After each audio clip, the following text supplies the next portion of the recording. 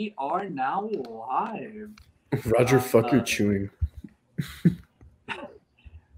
Fucking Roger out here snacking. Snacking, packing. A snack eating a snack.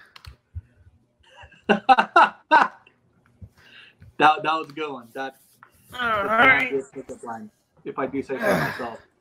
I take responsibility. Just be like one of those actor ads and shit. We're out here, right? All right, let's go, man. Let's fucking set it out. We're out here. Fuck it, let's get into the intro already. Hi, welcome to Hindsight. God damn, it's been a while. Hindsight 2020. Man, it's been that long? I am your host, Franny Flortano here, aka Francisco Flores, here with my co-host as always. Now, Dr. Arnold Treviño. How you doing, bud? Doing pretty good. I've been a doctor since May, but that post, I just saw it on Facebook, so I had to share it, right? I had to flex. But yeah, it feels good out here, man. I'm in fucking Chicago and shit. Living actually in Northwest Indiana. It's pretty chill. Hell yeah, man. That's dope. As always, we have, guests on the show. Today, we are doing our second crossover episode with our parent podcast, Aliens on the Border. So we got the Aliens on the Border host. First of all, Mr. Cloud Cobain himself, Josh Castillo. Hi, everybody. I'm hanging out, man. I had a day off of work, so I put together like a little desk in my office room and shit. And it's coming together. Still messy as fuck. I was just telling y'all, like, my mind is kind of like putty right now. So if I'm not on point, just letting y'all know. All good, dude. It's been a weird time for everybody, I'm assuming. For sure. We also have Aliens on the Border co-host, Big Sexy himself, local comedian, art curator, podcaster extraordinaire, Roger Ramirez. Roger, how you doing, Raj? What's up, dude? How's it going?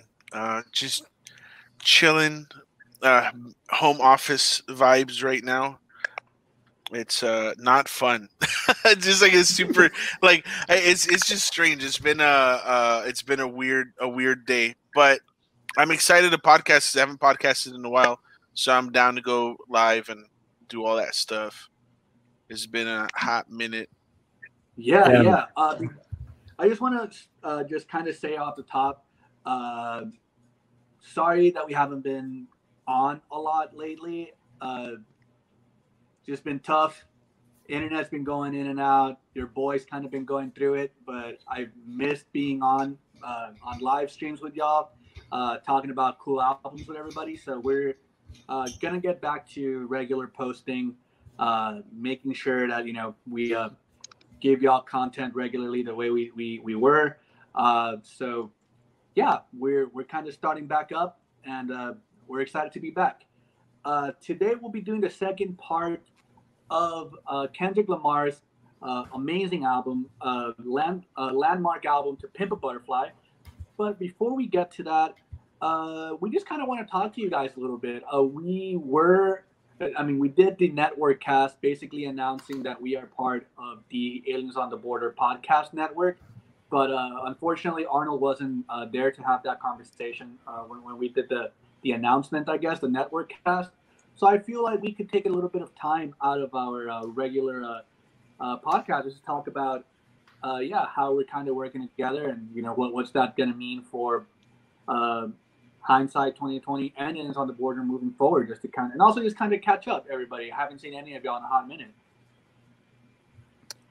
I mean, right now, all it means is that we're lending or we're sharing resources, things like SoundCloud and like our page that's already gathered a following, and networking with all the other people as well, so we can kind of like build something together. Because I know when Josh and I originally like got together to do Aliens on the Border, it was Josh's thing. I think I joined in like at episode 30 or something like that, like somewhere in there. It was like, and so I think the original thought or the original like process was that we were going to say, oh, we all want to kind of collaborate to talk about like different things. but mainly I think Aliens on the Border had this vibe that it was just like, all we want to do is just talk to people that we find interesting. Everything else is secondary. And I was like, yeah, dude, I'm all about it. I had personally had my own podcast before, but the guy that I did that podcast with moved to College Station, so I didn't have this kind of setup to, do remote podcasts before. So now, that this is, happening, I'm thinking it might happen again. But anyway, that's besides the point. There is a lack of digital media consumption in Laredo, and I think one of the things that we kind of set out to do is kind of create a foundation for that, and just kind of build it from there, whether that means sponsorships or whether that means us just kind of doing it on ourselves, which we have been, and then what that looks like in other ventures, like we did that Aliens on the Border Fourth Dimension Fridays. It's like the live podcast that we had been doing. We went for a presentation on how to start your own podcast at VMT. There were a number of different things that we've done, but I guess now is prime time for podcasts. So we kind of needed to cement ourselves as the network for this kind of stuff on Laredo, because it's a lot of really creative people that are coming together to create platforms, and I think that's always just been really fucking cool. So what it means right now, not much. It's just we're all sharing stuff, and the benefits of it are hey, we can share resources for the things that we've already paid for as Aliens on the Border and worked with, and then from there, I guess it's just gonna mean what we can do for networking, and promotion and marketing and stuff. So yeah, I don't know if Josh has anything to add to that. Yeah, man, a lot. It means absolutely everything. We're the progenitors, pretty much. Everyone's been riding out the wave, and I'm glad to be able, to have the influence that we've had so far. And, when Roger joined me, it helped a lot in terms of being able to carry the episodes together where we bounced energy off of each other. I was working with Picasso before that. And then I would just have, after Picasso left, I was having different guest hosts regularly. But, getting together with Roger has definitely made it so that the episodes themselves are a little bit more interesting, I guess. I don't even know anymore, honestly. Long-winded, I've heard. Yeah, long-winded. Roger has 45-minute rants, and it's great. He's a master of them, though. Yeah, the public loves it, and they hate it as well. They always tell me, why won't he shut the fuck up? And I'm just like, all right. The podcast is out here to whatever, dude. That's not the point. My point originally is that Aliens on the Border, when I started it, the vision was there for me from the beginning, and it wasn't just the cool name for my podcast, but since the beginning, it's been the idea of bringing together individuals that are here in Laredo to put out their own content, and it's more of a collective, right? Rather than just the podcast itself. Yes, Aliens on the Border is a podcast that has been prominent for the past couple of years and is out there, and we're doing stuff that nobody else has done and what have you. But that's not the point. The point is that we're bringing together people that want to do something different, right? Bringing together. You and Arnold came together, and you guys. There's also other ideas that we have in the background still that are waiting to take off. On the Streets of Laredo is just another one that is on fire right now. Eternal Vato, is still doing his thing.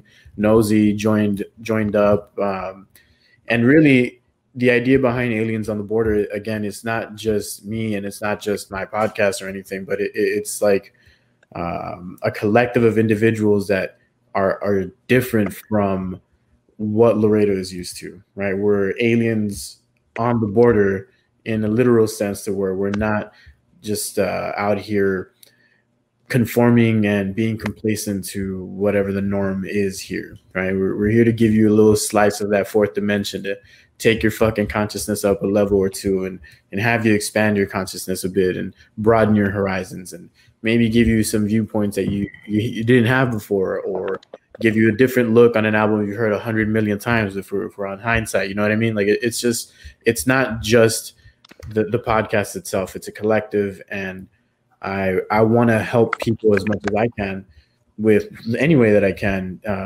get their ideas out there if they're good, right? If you have a shitty idea, I'll probably tell you do it, and I'll be like, all right, do better. But anyway, yeah, that's what I want. Yeah, man. I remember when I was going to start my first podcast, which is hopefully still going to happen. We were talking about it came from the internet, and I remember up until that point, we were just homies. You know, you and I, we've just been homies. We've just been, fellow. Now we're dating. So, yeah, we are. Y'all kissing. Oh, we're kissing on the lips, dude. Hell yeah. No, no, I mean more in the sense of like, I never really, so when I first talked to you about starting that podcast and being a part of it on the Border Network, you said you wanted to have a sit down with me. And I just thought it was going to be like, let's shoot the shit. I'll tell you some crazy ideas and that's it. I was kind of taken aback at how professional that conversation ended up being. Like it did feel like a fucking audition for like a major role somewhere, like you asked me like, oh, like where do you see this podcast in the next year or so? Like, what do you like? And I was like, holy shit, fuck, should I have one to tie to this? Like, I have no fucking clue what I'm doing right now. So neither do we sometimes, honestly. It's just like, it's fun. Like, I think that's really just been like the main thing. I think Josh and I vibe really well because it's like we have like a sense of what we want, but we don't pursue it like super seriously to an extent. Like it's just kind of like we're having fun doing it. So why like change that formula up? At least that's the way that I view it. No, 100%. So we're stoked to be a part of this. Well, I am. Arnold, are you stoked to be a part of this? I'm never stoked for anything, honestly. But no, dude, I'm glad to be like connected to something. Still doing stuff for Laredo, even though I'm not living there. I don't even know if I'm gonna move back. But just to still be connected to the city that raised me. Be connected to one of my best friends since middle school, since he started talking about how Barney is a fucking pedophile. That was the first conversation we had. Yeah, I remember. Exactly. Dude, and one of my favorite conversations with Franny is the one about how he talked about on 4DF. Actually, he's been on what, once or twice? You've been on one. So yeah, we can see your comments, Kevin. What I was gonna say. Yeah, dude, we had seen what was it, the Avril Lavigne, about how Avril Lavigne is actually dead. She got lupus and that shit's real, bro. Her backup dancer Paul McCartney. Like Paul McCartney's dead. Paul McCartney's been dead too. Dude, it was crazy that we haven't talked to him. We haven't talked to him in a while, but Rick, who is like a conspiracy theorist extraordinaire, at least that's what I refer him to as. But he is kind of nuts on a bunch of different levels with that stuff. When I mentioned like, oh yeah, Paul McCartney, obviously everybody knows that one. He was like, what? Paul McCartney's dead? I'm like, yeah, dude. That was kind of crazy. He's like, since when? I'm like, dude, there's a song about it. He goes, what? So it was really funny to just hear that like his reaction. Even still, like we talk about it like it's like super, general knowledge, but to have that Avril Lavigne take me aback. I kind of want to talk about the Barney one, but we'll talk about it some other time, I guess. Yo. You know what was the most memorable thing to me about that day, the 40F, dude? What? The fucking psychic Shamu? Is that what you're talking about? What the fuck are you guys talking about? The psychic orca whale? That's still like government secret. Like, our fucking secret police gonna come and take me if we tell that story. All right, look, we'll just do this real quick. They tried to kill one of the judges on the Epstein case, and they killed the woman's son. Hold on, and the husband. That's current. Where he's talking about that night at 40. No, I know. I'm just throwing it out there. Yeah, I know, but that's what I woke up to this morning. That's what I saw it last night on Tim Dillon's Twitter, and he was like, "Yo, they're gonna kill Ghislaine Maxwell or Gasoline Maxwell." Tim Duncan's Twitter? No, Tim Dillon. I was like, yo, the Spurs out here fucking. Tim Duncan is woke, dude. We all know that. Dude, he did go to Wake Forest, bro. He went to Wake Forest. The other day I was you know what? Never mind. But look, I was gonna say, so Rick has like so many like different things that he talks about whenever he's like talking about conspiracies and stuff.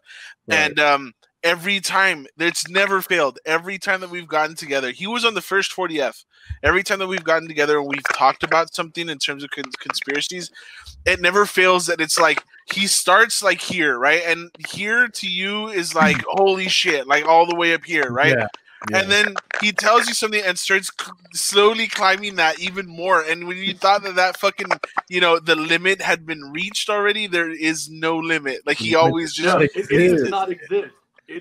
So it was funny as shit, but like that 40F, he had started off the car, like we hadn't even started 40F. And he was just like, bombs. He was like, y'all know that the Shamu is over at SeaWorld are psychic, right? I'm like, what? He goes, that's why they're killing him. And I'm like, okay, dude, I guess what the fuck? And so I was like, dude, I need to talk to you more about this. He goes, I can't talk about it.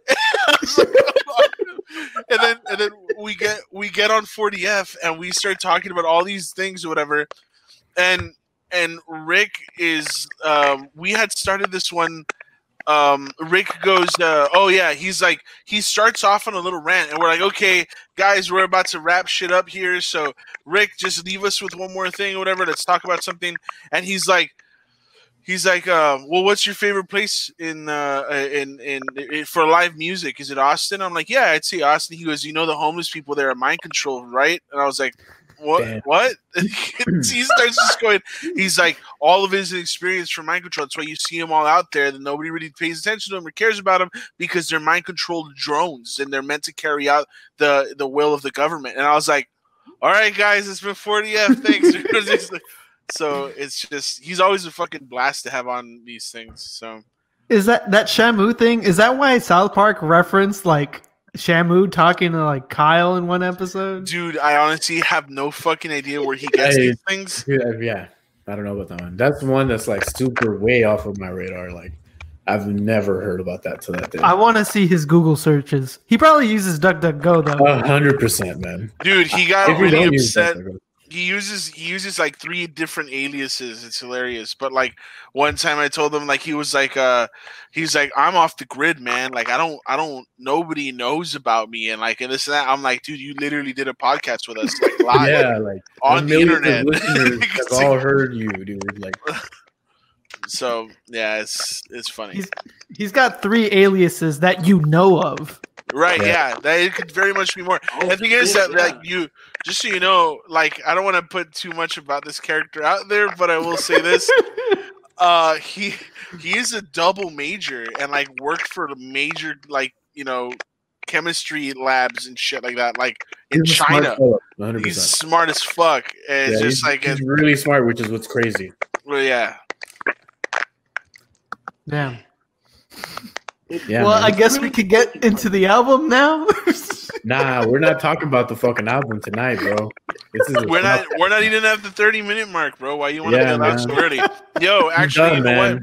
Arnold, he's had enough of us. Hey, Doc, I was gonna say, hey, so you're going in for what was it, optometry or something like that, or yeah? So I already got my optometry degree. I'm doing my residency in low vision. So that's vision beyond glasses. People with AMD, people born with optic nerve hypoplasia, people that just need like magnifiers and things and that help with their daily living. These people are like basically blind or are blind. And we try to get them with orientation mobility instructors. We mainly assess the health of their eye and then also see what devices would be helpful for their daily life. And then, we would back at school we would train them on everything, but here it's easier on me because I'm just doing all the exam and then recommendations and then sending it off to a therapist who would actually do it, because at school we didn't have a therapist. So, but right. You were actually doing therapy yourself and shit, or what? Yeah, back in Houston, yeah. And dude, it was so time consuming, but now it's like realistic that what I'm doing. Right. That's dope. So I appreciate it. So yeah. What part of Chicago are you in? Well, I'm living in Northwest Indiana. It's in a city called East Chicago. Right next to Hammond and Whiting. Somebody's mic is popping off real hard. I don't know if that's. So I don't know. It sounds like someone's keyboard's like someone's like on a Facebook rant or some shit. It's Franny. Oh, poor Fran. I just muted him. It's always Franny, dude. Short end of the stick. I'm not touching my mic though. My mic, I'm doing this off of my phone right now, dog. It's probably your fan, bro. No, I think it's the it's whenever one of us is talking. I think it's the echo, feedback and shit. Yeah, feedback. I got headphones on, so yeah. Franny's the only one that doesn't. But yeah, let's just kick him out the stream, dude. Fuck it. Reminiscent of last time. But no, I'm doing my residency in 2 different locations. So I'm at the Illinois College of Optometry, which is like downtown near Chinatown, Chicago, and then I'm also like rotating through different lighthouses. It's like the Chicago Lighthouse for the blind and visually impaired. So, yeah. Dude, what's the situation like over there with Corona and shit? Is it like empty as fuck in the streets and shit or not? Dude, so my girl came up for my birthday, and I was like, oh yeah, you know what? Let's go to like Grant Park. I'll show you that big giant bean. That bro. I'm sure there's a conspiracy there or something. Wouldn't doubt it. That artist is actually a huge asshole. That's the whole like. I read that Tumblr post that he's like he's a piece of shit in the sense of like with colors and stuff. Like he trademarks them. He trademarked the blackest black that was developed by a lab or some shit like that. So the Venta Black and shit. Yeah. Anyway, continue. So, dude, yeah, with Corona, it's so fucked. So back in Houston, I'm talking to like students that are like 4th years that are supposed to be in clinic. Houston's fucked, and they're doing like e-learning. But here in Chicago, all the students are seeing patients, and I'm kind of an attending. So they come to me and they're like, "Hey, what do I do next?" Or "This is weird. What do I do?" And I kind of educate them on what the fuck to do. Or I'll see patients on my own too if it gets full. But honestly, it's been kind of slow because people are just scared. 100%. And then Chicago had this like 14-day COVID hotspot, like self-quarantine, like mandate. But I don't even know if people are following that. And so I think if I'm not mistaken, NPR said today we went from phase 4 to phase 3 again because of some rising cases. But going back to when Miranda, my girlfriend came up, dude, it was empty as shit downtown. Like shit was boarded up, and I was like, oh, they said they were open on Google, and that was the case for like 20 different spots. So I was like, damn, sorry, you're not getting coffee today. That's insane, dude. Like I think what here in Laredo we're on the 4th or 5th day of 200 cases a day, something like that. It's been like rising. Yeah, it's crazy for a small town, and then you can have that here, and it wouldn't be that big of an impact. Yeah. But I feel like any case is just scary, and so we're like double masked up in clinic. We have the patient with masks. Like we got to tell these people, like, yo, like keep that shit on. Yeah, you're all PPE'd out. Pretty much. I used to work in Chicago. I was up there for a bit with Sears. I can say that now because they're bankrupt. But I used to work up there with Sears. So the Sears corporate headquarters is just outside of Chicago. I think it's a place called like Hamilton Estates or some shit like that. And I stayed there for a while, right? But we would train these huge groups. Excuse me, these huge groups of homeless people. No, Fucking drones. We would train these huge groups of managers, like people who were getting hired, right? And there was one time that the ferry bus that was supposed to go and like take them all back or whatever, they didn't have enough buses that day, so they only sent us one bus. So the rest of us had to go and drive home all these other managers, right? So one time I went with me and this other guy named his name was Cornelius. That's all you need to know about him. He came with me to drive some of these people home. And while we were driving them, we asked them, we're like, "Hey, man, what?"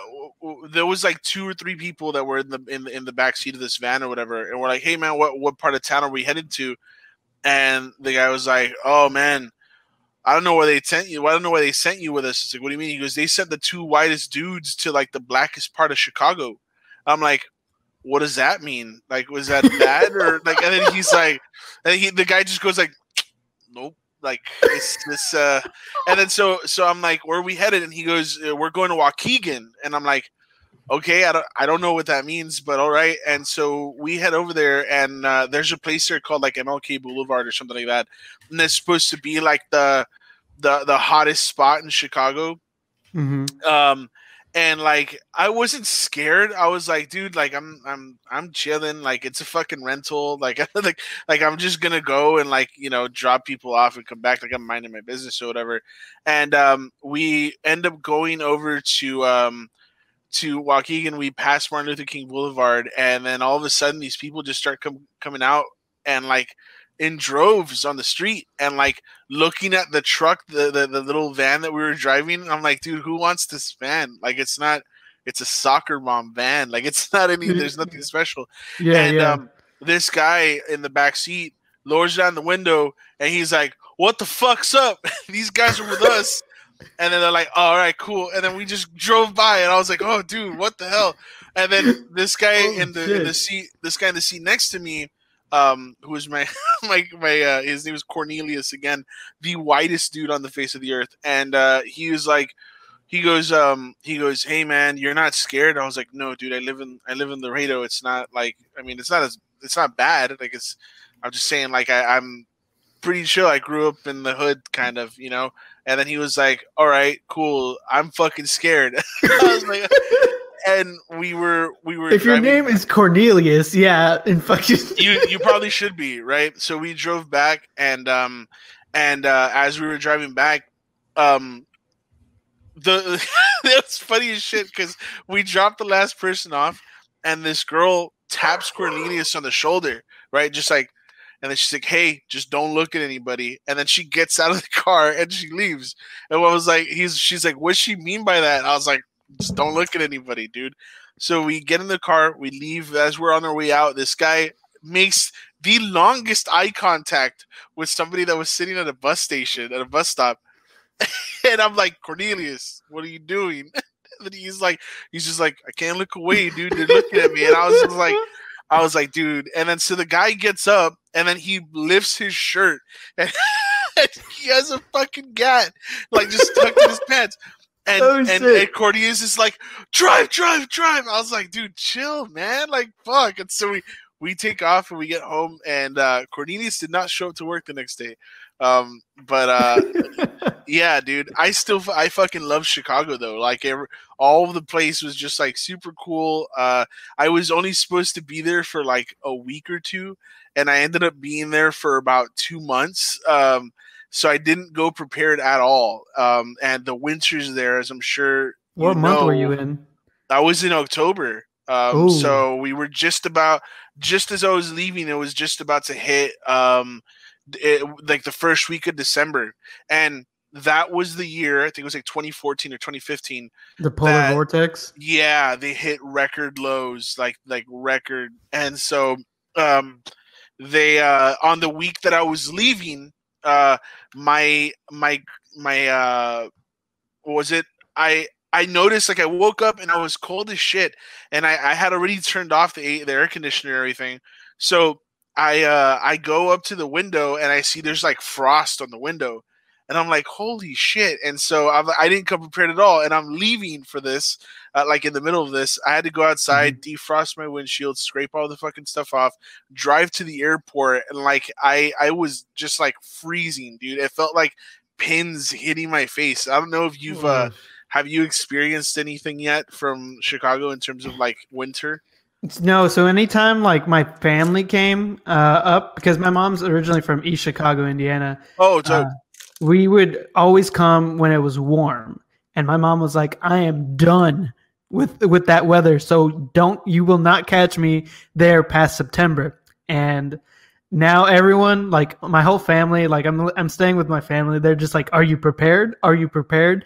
So I feel like I'm getting psyched anytime, like I think of like September or October. So I'm gonna feel it. But I've only been like, I've slept through like 30-degree weather before, like at camping. But that was like me being prepared. So I don't know. I feel like I got enough jackets. I feel like I'm gonna be like the odd one out, because like everyone in Chicago's gonna be like, "Oh man, this is good weather," and they're gonna be like in jeans and a shirt, and I'm gonna be like in fucking parka type shit, like looking like a fucking Eskimo or something, like just like, "Oh shit, you all not chilly?"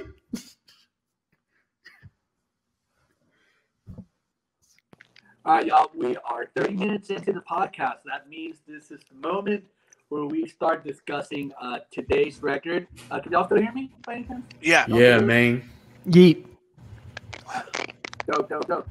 So, as mentioned at the top of the show, we're going to be discussing the second half of Kendrick Lamar's landmark album, To Pimp a Butterfly.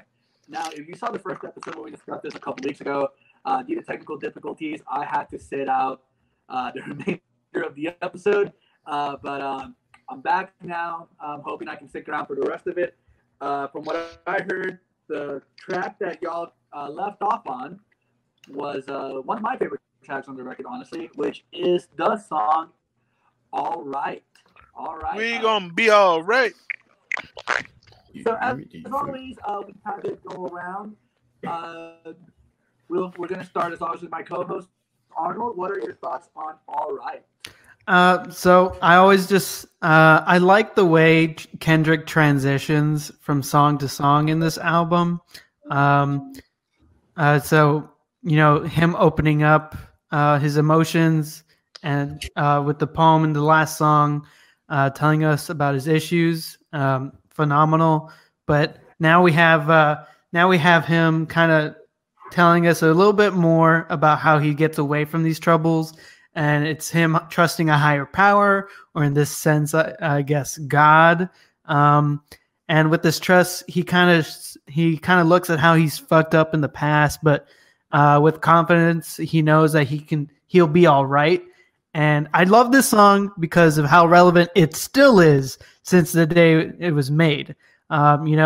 It was a song that resonated with the Black Lives Matter, BLM, Black Lives Matter movement in, I believe, 2015. And it's still a strong mantra to today, that everything will be all right as long as we're unified and have solidarity towards the issues. And the issues are, so many issues amongst the Black community, especially, cops killing people, systemic injustice, pure bullshit at times, like when it comes to the government helping out the people of color. But I'll leave that for you guys to talk about. Okay, yeah. I definitely like that take on it. Josh, what are your thoughts on All Right? One of the things that stands out to me the most is like the delivery or the cadence that he's using throughout the verse parts.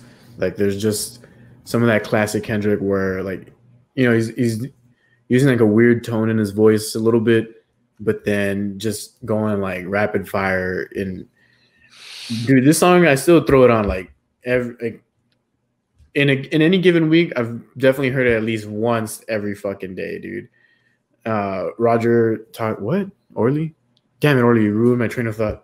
But anyways, the video behind it, dude, is one of the best videos that any of like my favorite rap songs has, and it's pretty badass. Where it's just like floating around, and you see like that last part at the end. Is it at the end? It is, right, with the where the cops like boom, and then he like drops or whatever.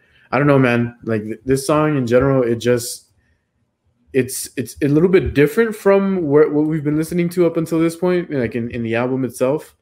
And this is one of those tracks where you can actually put it out of context or like play it out of context, and it's not like, you know, difficult to digest or anything. You can jump right into it without having to listen to the previous track or the track after or anything. And I think that's probably one of the only songs that's on this album like that. And I think we talked about that in the last episode. But overall, dude, just really, I think this is one of the songs that shows off his skill as a lyricist, and in the way that it's not, you know, he's not using like crazy vocabulary or anything in that sense, but the points he's getting across and how he's doing it is just insane. Like mastery of the language in this track alone is just ridiculous, as it has been throughout the entire album. But again, this one is just like, it's the that one single, you know, that can fucking loop you into the rest of the album. If you're not a Kendrick fan for any reason, or if you've never heard of the album at all, this would, if you want to, again, a track just out of context, this may be a good one, because it has like that hype factor that, you know, everyone is into, or at least I know I definitely am. And I really like this song so much, dude. I like play it whenever I'm on runs, or if I'm like trying to get a workout in, or even if I'm just like driving wherever, I throw it on every now and then, and it gets me going. It gets me hyped up as fuck. I really love this song. Okay, yeah, there is a point to be made about the accessibility of the song compared to the rest of the album. But Roger, what do you think about it? What are your thoughts on All Right? So you think you dipped before we started talking a little bit about how there are sections to this album. There's kind of like you're talking about the metamorphosis, right? You have the that's the whole butterfly part of the album. You have the what is it? The caterpillar, the cocoon, and then the butterfly. This is the cocooning phase. Once he realizes from the last song that we listened to, which was he starts realizing the difficulties that he's, you know, experienced, and what he needs to do to kind of address that, right? He I think correct me if I'm mistaken. I want to say we did cover this last one, but at the end of that's when he adds the troubles of Lucy was all around me. They talk about he talks about that in this song. He says, I just had it right here. I forget the where was it? Oh yeah, and he thinks, see, my name is Lucy, I'm your dog, motherfucker. You can live at the mall. Yeah, right. So I really enjoyed like the way there's many different artists that kind of talk a little bit about, you know, Lucy and what it means, and they talk about obviously Lucifer, right? And what was it? This is kind of a parallel to what's it called? Atmosphere. If you've ever listened to Atmosphere, they talk a lot about somebody named Lucy Ford, which is, you know, play on words for Lucifer. And this was, you know, obviously that tying in things to like the real world temptations and examples of things that are happening. But here, like you mentioned earlier, Arnold, like that talk about a higher power and believing in something, and at the same time trusting that, you know, there's safety in like community and in getting through these things together. And I really just like that. Like it's a really like uplifting song, but not at the like wholesome songs, but not at the way that it's like cheesy either, you know. So I've always really enjoyed that about this track, and it's just not only that, nobody's said this, but the video is fucking great for this that's for this literally song. The first thing I said. Oh, really? Okay, cool. Yes. I didn't hear you say that off the bat, but yeah. So the video is fucking amazing, and so it kind of gives that whole thing that vibe to it. I feel like a lot of the things that Kendrick is good at is like packaging a whole like narrative and still showing it up in the music video too. Like there's a lot of the times I think TDE in general is good at doing that. So that's always just like a really like a treat to watch all these videos and still have like this relevancy to the album and the concept overall. So yeah, that's all I've got to say about it. Okay, yeah, I agree with all of your points. I do love, as Josh mentioned, this is possibly the most accessible or one of the most accessible songs on the album. Play this out of context, people are going to dig it. It is a very positive. I do love the positive messaging, that's dominant in the song. As I mentioned when we introduced the track, it's probably one of my favorite songs on the record. I love the callback to the whole Lucy part. I think he mentioned almost that exact same bar in a previous song, right? Somewhere in the album, he did the "My name is Lucy" part. Can't remember the top of my head where he did it, but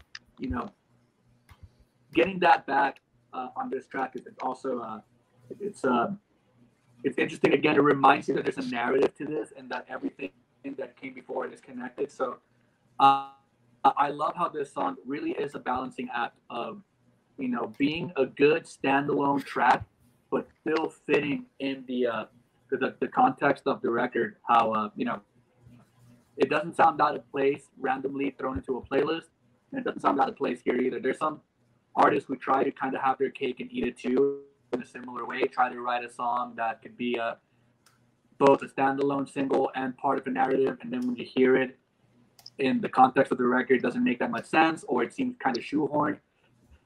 This song doesn't do that. I think this song fits perfectly, and I do enjoy it. I remember I used to work at Journeys, specifically Journeys Underground, the one by the movie theater, and they would play the music.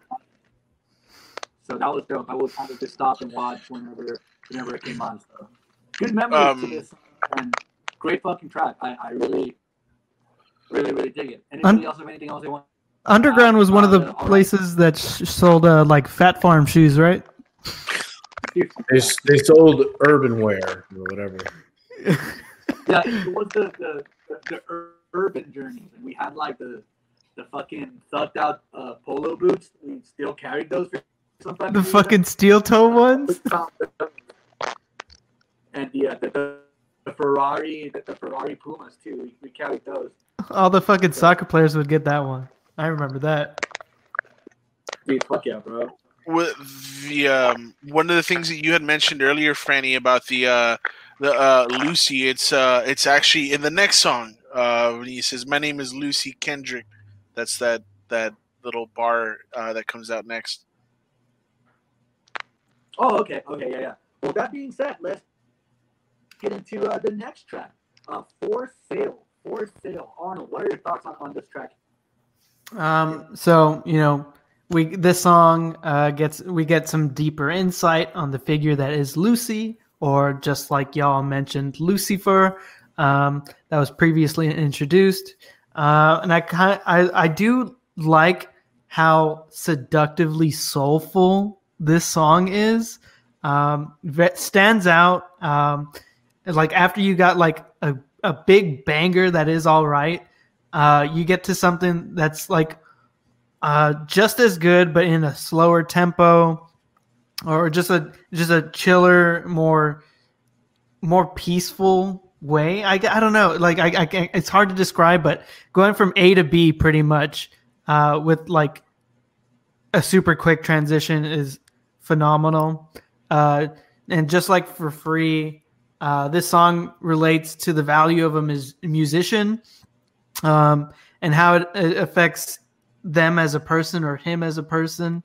And the seductive vibe that you get through that Kendrick has in this song is kind of like the seductive nature that is being a signed artist, in my opinion. And that the whole dreams, like the whole seduction of it is like the idea of your dreams becoming a reality.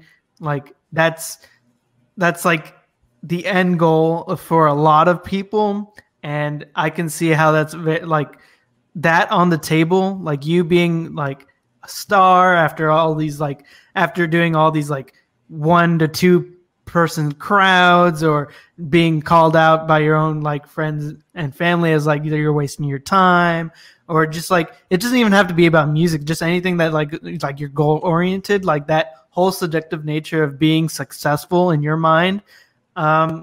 It flows well with how the instrumentals are laid out and everything else that Kendrick provides in this song.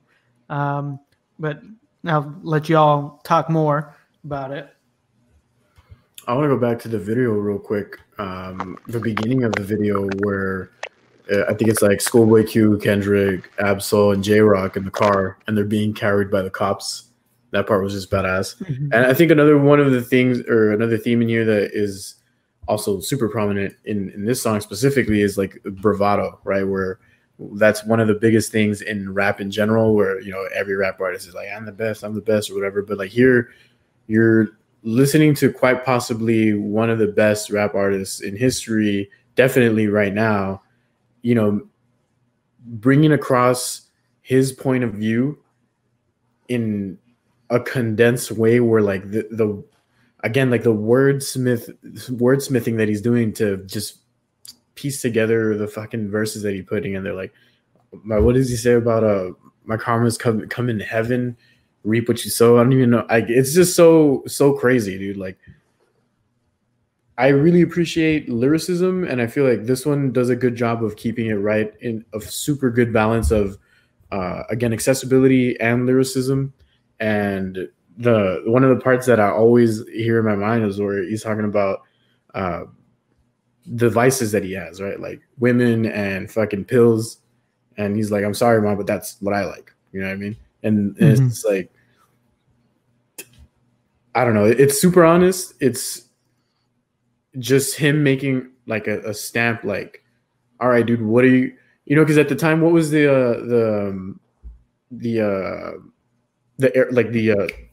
was like a bit of drama, if I'm not mistaken, around the time that this was dropped. Like there was, I know people having these conversations about like whether Drake or J. Cole or Kendrick Lamar were the best, and Kendrick was basically just coming after everybody. And there was this one song that he was on with Big Sean where like he just threw shots out at everybody, and then like really the only person that responded was like Joey Badass, but that kind of just fell by the wayside because Joey wasn't like where he's at right now or anything. But in any case, like he's just making a fucking stamp and just not even overtly expressing it by him saying it in the song itself, but again, just the quality of the song is making the statement for him. I don't know if that makes any sense. I'm having a hard time putting my thoughts into words right now, honestly. But yeah. Moving on. Okay. All right, Roger, what are your thoughts on Forced Tale? I mean, like what I had mentioned earlier, this is part of, is my mic on? Yeah, okay. Yeah. This is part of the album where, again, like it's an interlude, so it is kind of like, I don't know why. Whenever I see just like the word interlude, I kind of skim over it sometimes. And this was important, man. This was my like it was my initial reaction with this song, and then I listened to it more and more, and I was like, okay, yeah, no, this is not a skip. There's a lot to process in this one. I really like the beginning. Again, alluding a little more to the Lucy thing, where he says, I thought you was keeping it gangsta. This is what you wanted. They say if you're scared, go to church, but remember, he knows the Bible too. Like this whole thing of like, it's starting to change a little bit, because you have the character for Lucy that's kind of like a romanticized version of Lucifer, right? And here you're starting to get a little bit of a peek into why that might not be the actual, like why that might not be the case. You're seeing the metamorphosis in the actual song, which is why I think it's fucking beautiful, you know. And not only that, but you hear a lot of just the beginning is so kind of like it's dreamy, and then it gets a little sinister, and then it gets kind of like flowy and erratic, and like I just I really enjoyed this song. Like just it's actually, if anything, this is one of the ones that I listen to pretty often. Like I'll put this one on. I want to see maybe one of the top 5 for sure. But yeah, that's all I have to say about it. Okay, yeah. I kind of have the same issue whenever, any other record, I hear a song called an interlude, I tend to kind of not think much about it. I've been kind of conditioned to believe that, interludes are mostly just, little instrumental passages to connect one song to the next. But I feel like the idea of the interlude being a skippable song on this record was shattered with For Free. Like that made listening to that song made me be sure that there's no song on this album worth skipping, because you never know what you're gonna get, right?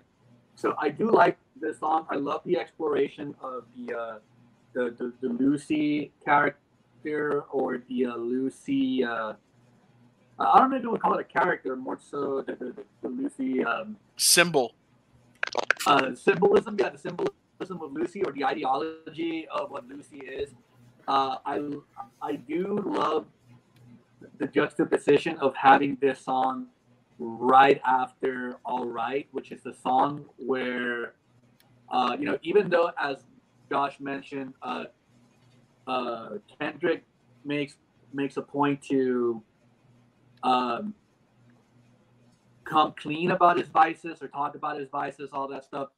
At the end of the day, All Right was still a song that was predominantly about his faith in a higher power, and how he knows that that's going to carry him through the day. And then right after that, you have a song like For Sale, which focuses on quite possibly the opposite of that. I think it's a cool juxtaposition. I love the instrumental on the track too. I don't know if I would place it as a highlight for me, but it's definitely, there's no bad song on this album.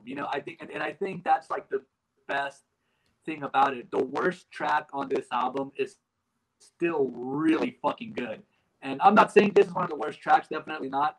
But I'm just saying that because, I said I wouldn't place it as a highlight for me, but that by no means I don't thoroughly enjoy this track. It's a damn good track.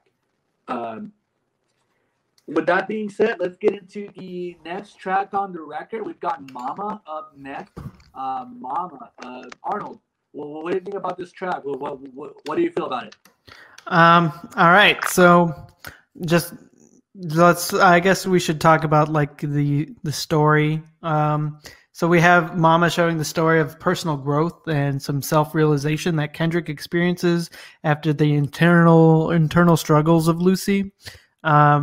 And you have the theme of him coming home, in which could be various things, like going back to his mom's, or going back to Compton, going back to the motherland, Africa, or going back to himself before the fame. So you have him kind of see like where he's been, what he's doing now, sort of thing in the album. I do like this kind of opening and like open-endedness, I guess, of the song, in the sense that like, hey, he's talking about this, and then you can have people argue, no, he's talking about this subject matter. I think having that in the song is a very good talking point, and it's kind of hard to do when it comes to making songs, because I feel like at least when we were making music, we were just kind of like, hey, we're talking about this, it's going to be about this, we say this, that's it. We never really had it open enough for discussion. And I think hip hop plays a vital role when it comes to that. You have various opinions about certain tracks. I'm not sure, like I've never felt that way for rock music, but I don't know, that could just be my ignorance. I do like that this song has a slower BPM though, like 55. But the energy is is definitely filling, and especially like at the end of the song. So even though it's got a lower BPMs, the energy is not slow, if you guys get me. Yeah, I definitely get you on that. Josh, what are your thoughts on Mama? This is one of the tracks that I probably need to listen to a couple more times. This is I don't want to say I skip over it, but I definitely tune out a bit on it, and it's probably because of the slower BPM on it, and it's a little bit. This is one of the, I think, like the deeper cuts for me for sure on this album as a whole, and you know, when we just had the whole introduction into the foreground of like the Lucy character as something a little bit more solid than in this track. I feel that it's from For Sale. What I took from For Sale, and when I look at it as a track, and this is going to tie into what I want to say about Mama, from For Sale, right? That could be interpreted a couple of different ways, but one of the predominant things that in the history of me listening to hip hop, and this is in general here, is that like there's always these ideas or these conspiracies where they sell their soul or whatever to achieve these things, right? So that's when I was listening to it initially, and got into For Sale. That's how I took it, and then this part of Mama is more so like ties back into where you were saying on All Right, where it's like I right my wrongs, I right till I'm right with God, or what have you, and this is more of like him trying to own up to that part of it. You know what I mean? Or not necessarily own up to it, but make the wrongs that are in his songs right. Now I'm just starting to rhyme like a dumbass. I'm sorry. but thematically, it's moving from, you know, being enticed completely by Lucifer, Lucy, whatever you want to refer to the character as, into perhaps pulling back and going into a place where he's not overthrown by quote unquote evil or this character that may be influencing him to do certain actions that are like not good for him or good for the people around him. That's my take on it. Okay. Roger, what is your take on Mama? So it's obviously what's already been stated, which is everything about, you know, coming back home, that theme of a homecoming for growth, trying to find, you know, something in you know, facing the people that were seeing him as like the person that he needed to be seen as, which I think is very important. When she mentions, he's like, oh, they say like, oh, that's right, you're famous. I forgot, you know, like that kind of like a humbling of the ego, which I think is something that he's kind of striving for throughout the album. And I think this is the first presence of the butterfly, if that makes any sense. There's a genius annotation. I'll credit the genius user because I like reading into some of the annotations sometimes because I think most of them are bullshit, but some of them, you know, are yes, they have some good ones every now and then. They have some good ones. The sampling of the this is a world premiere. Yeah. I never liked that. I never figured, like, it kind of just felt misplaced, especially because it was released, or I first heard it on the single version of I. Well, at first I didn't think anything of it, but I had looked at it like a long time ago to see like what exactly was. And one of the things that was mentioned on there was that this is in a sense the first, you know, the first version of a grown Kendrick that's kind of showing based on the on the moves that he's making to address all of the things that he feels he's gotten wrong, or facing all of the temptations that have led him astray in a sense. And it's weird, man, because like this is that one like chapter, I guess, that transformative chapter between this one and Hood Politics that start turning the narrative a little bit more, and you don't notice it when you listen to it first off. That's why I always tell people who are going to listen to this album, listen to the entire thing once, twice, if you have to, like 3 times. I feel like it's the reason why I've always really liked this album is because I feel like every time I listen to it, I hear something new. And that's always been like a huge quality, like the replay value. So yeah, that is that's my contribution to the conversation. Everything else that was said, I'm online. I think it's pretty much on par with the way that I think this direction of the album is going. It is like Josh said, and like Arnold mentioned, because of the lower BPM, I feel like it's nice. It's a nice little like, not misstep. What's it called? Like putting a nice little stutter in the record to not make it sound like all just like in your face. But it is a little bit of the more tedious listens because it's not like as fun to listen to. If that makes any sense compared to the rest of the album up till this point. Mama is definitely one of the more glanced over tracks for me. So yeah. Yeah, I will say I'm not glazed over, but I definitely there was times I fucking glazed this song, bro. I was just like, like I feel like it's harder to get through it, but the reward in sticking to it is better than just skipping it. That's what I think. For sure. Yeah.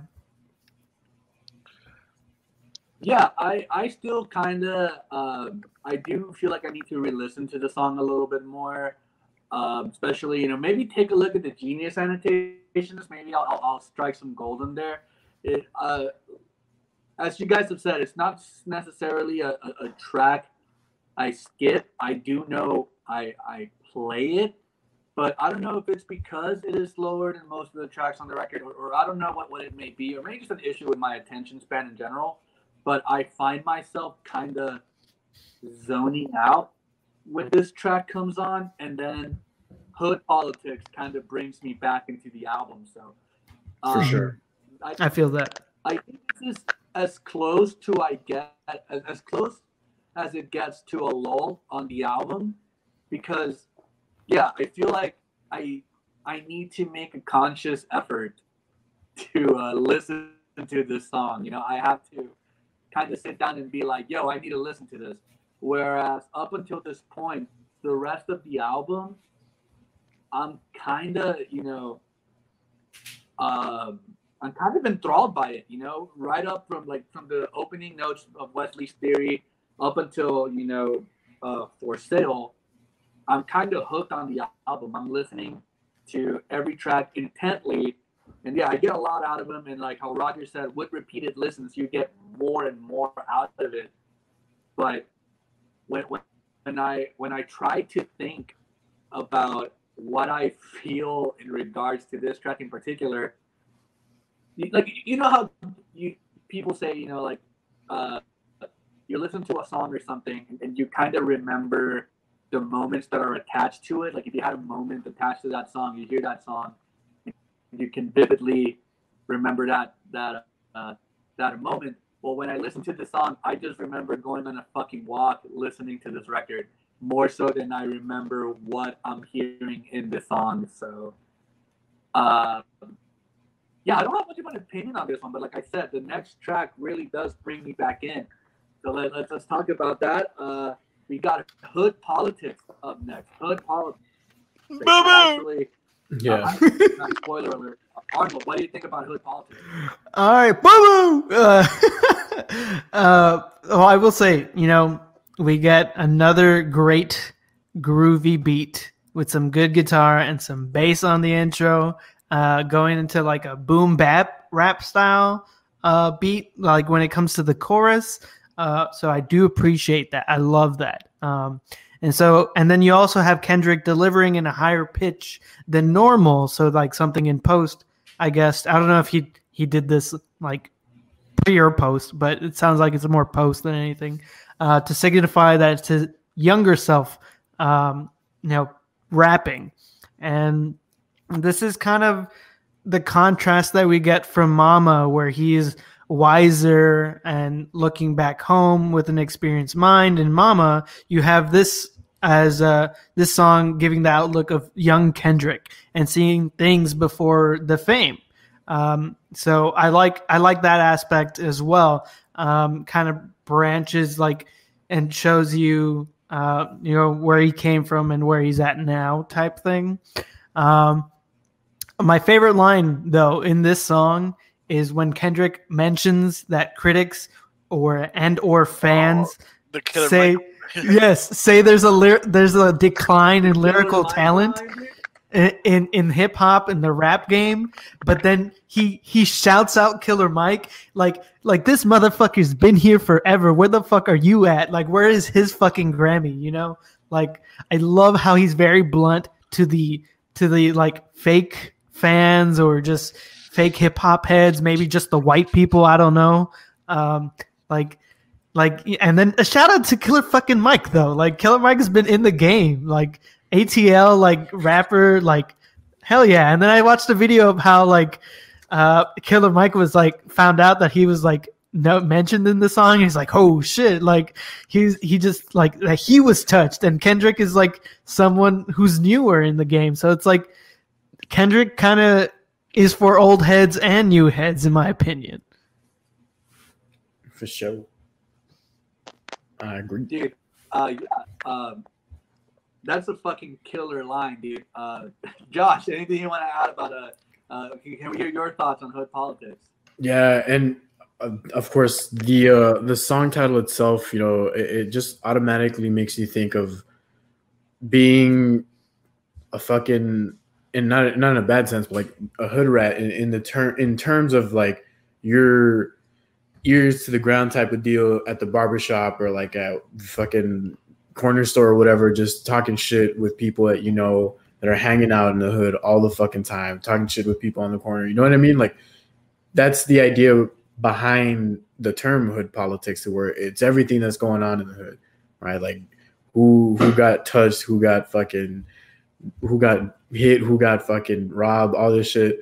And that's automatically what I think of, and that's like the feeling that you get right from the get-go, where it starts off with the chorus, doesn't it? Like after a brief intro, and then it's like the chorus that it jumps back to again, and like that chorus part of it is just like you mentioned, like a younger version of Kendrick bringing up like his maybe it's like his ego speaking at that point, right? Because when we're all younger, we're all hard-headed and we think we're the shit and everything, and that's what it comes off as to me. And the song as a whole is just badass, dude. Like different from Mama. And one of the things that I forgot to say about Mama, and I'll just drop this in here, was that like along with the slower BPM, the song structure itself with like various other parts, not just like verse, chorus, verse, or what have you, also adds to its complexity, and that's what makes it a little bit more difficult. But in any case, the hood politics song is just fucking crazy. And on that line where he talks about Kendrick, where he talks about Killer Mike, it's funny because I was again, and I'm pretty sure I talked about this on the last episode, but there was an interview that they were doing, and I think it was Breakfast Club with Vince Staples, where they got into how some radio personalities will criticize music, and it might not even, whatever, it doesn't matter what radio station it was, but the point that Vince was making at that time is that like people don't care about your talent in being a lyricist. You know what they want is the flex, the fucking the jewelry, the women, the cars, the money, the drugs. Like that's what they want to hear about. You know, they don't care about the lyrical content. You know, if not, like Kendrick fucking mentioned, Killer Mike would be platinum, right? And I think that that's very true. It's like an unspoken truth in hip hop in general, to where people don't necessarily care about the lyrical content, but they just want to hear something that's catchy with like some trap drums on it that talks about bitches and weed and just doing like Molly or some dumb shit. You know what I mean? Like, and that's again just reinforced by what Kendrick is saying on there, I would say. Do you think that like fans of music in general just want like general fans just want hip hop to be like an upbeat type thing, while they seek other genres to be like, I guess, more melancholy or more on the downside? I've literally heard people say, I don't want the music to make me think.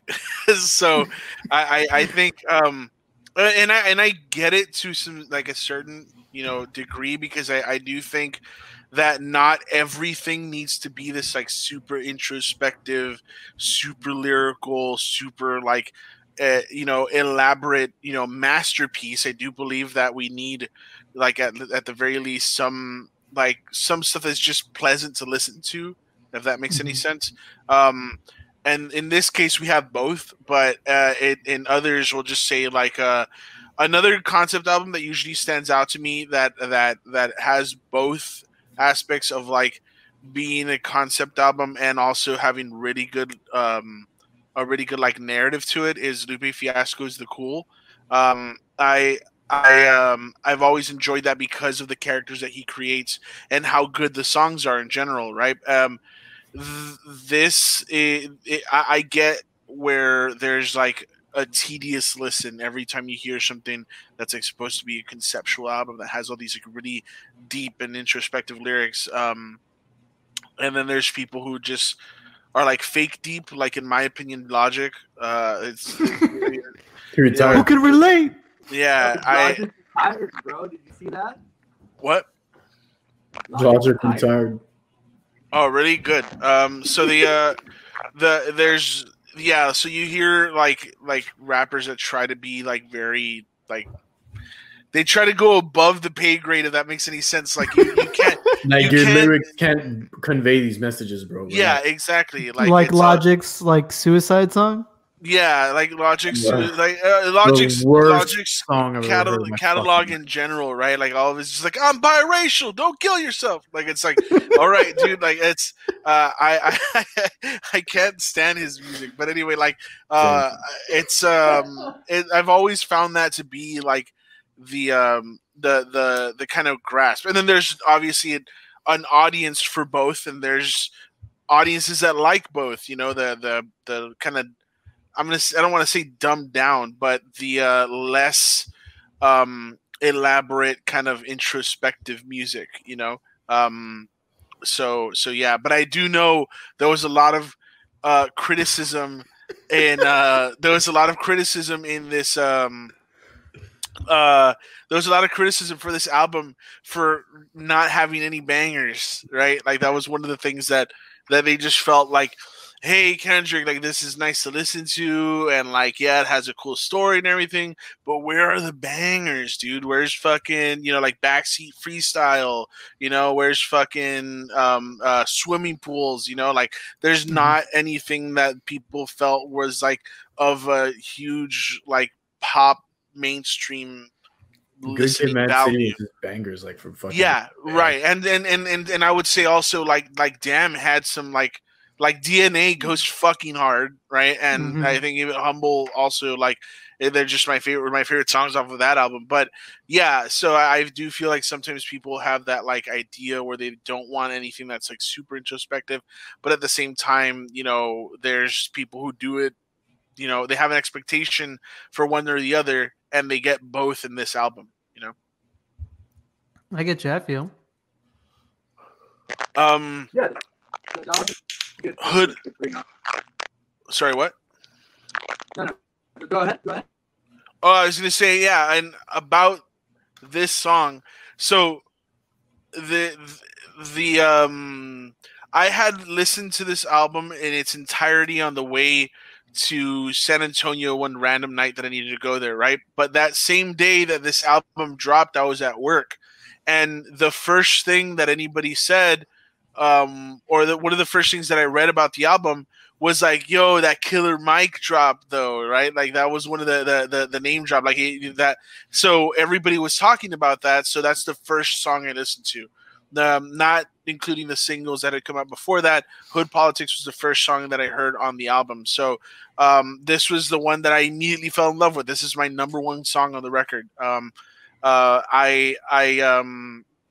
I love everything about the concept of like, it was already a good listen by itself, and then when you plug it into the rest of the album, it's such a nice addition and bridge between Mama and the rest of the album. And so you hear in the last song we heard, what was it, that he was like forgot what it was like to be around his people, like around home, right? Like that the place that he came from. He forgot what it was like, and this is like a juxtaposition, right? You're talking about, this is going to be like, this is what it was like here back when I was a kid, and now that I'm here, right? Like I'm addressing all the same things that I felt as a teenager in the hood, right? And he talks about everything like, yeah, rap politics. You're talking about all the who's this and who's that, right? Who's real, who rap, right? All that stuff that he talks about. He hits on the subject matter for it, just kind of invites that, like, all right, we're starting to hear not this solemn, sorry, Kendrick, not this, he found his roots and now he's going to be a better man or anything like that. No, it's like you found somebody who knew at heart he had, something, a drive, something to prove. And now he's back amongst like everything that inspired him to, create what he's created. And I think that's like and then you hear this like kind of just like, yeah, he's mad, but at the same time he's like, hey, like I'm here and I'm not going to listen to the same bullshit that everybody in the industry has been peddling, because this is how I was raised. And I really like that, because I feel like it really does give that that whole, I guess, that perspective of somebody who's always striving for something, while still keeping in mind that he may have failed some people. Right. So that's all I have to say. Always striving prosper, dude. I think this is definitely one of the highlights on the record for me. I absolutely love this track. And as much as everybody's bringing up the Killer Mike line, which is fucking dope, I think my favorite bar on the entire song, and possibly the entire album, is when he calls what is it, the Democrats and Republicans. Oh fuck yeah, that line is crazy. Top-notch fucking lyricism. That is the line that made me fall in love with this song and this album, really. I love this track. It's so exciting. I do like the bravado that Kendrick brings in this track. Again, it's kind of like as Arnold said, a reminiscent of like a young Kendrick, or what Kendrick kind of reverting back into that hood mentality, as Josh brought up. Like the whole concept of hood politics, and how there's a track. How I feel like this track is the musical embodiment of that, like you can take a boy out the hood, but you can take the hood out the boy mentality. And this song is the perfect representation of that. And I love it. I love, like I said, it's crazy to me that people say that there are no bangers on this album when this song is on there. You know what I mean? Like, dude, All Right is on this album. How is that not a fucking banger? You know what I mean? Yeah, All Right is a fucking banger too. But I feel like if you're looking for like that, like if your definition of a banger is like, like some real street shit, I guess, like a real street track, how can you listen to hood politics and not think that this meets that criteria? So I feel like anybody who has that complaint, or if you're ever in a conversation where some fucking NPR music snob is saying that there's no bangers on T-Tab, I feel like you just need to play this track for them and just kind of watch their fucking faces melt off or something, because this is a great track. I cannot sing his praises enough. It's definitely one of my favorites on the album. I'm gonna chime in here with some breaking news.